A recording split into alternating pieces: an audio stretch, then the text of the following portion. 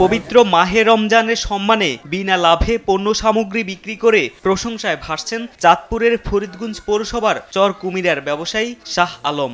রমজানের আগাম পণ্য ক্রয় করতে স্থানীয়রা ভিড় করছেন তার দোকানে। মুড়ি, ছোলা, খেজুর, খেসারির ডাল, বেসন, সয়াবিন তেল, চিড়া সহ যাবতীয় মুদি মালামাল নিচ্ছেন এখান থেকে। পণ্যের মূল্য তালিকাও দোকানে টানিয়ে দিয়েছেন তিনি। দামে কম পাওয়ায় খুশি ক্রেতারা।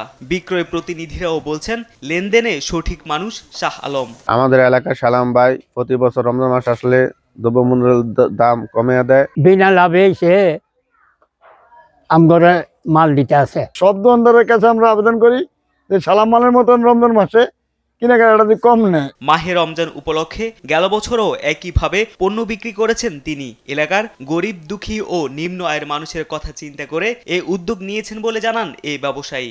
আমি তো গত 2 বছর 1 টাকা লাভ বিক্রি করছি, এই বছর বিনা লাভ। রমজানের যে 8টা পণ্য, ওই 8টা পণ্য ক্রয় মূল্যে, যে দামে ক্রয় ওই দামে বিক্রি, কোনো লাভ নেওয়া হবে না। শাহ আলমের এমন উদ্যোগে প্রশংসা করেছে ভোক্তা অধিকার সংরক্ষণ অধিদপ্তরও।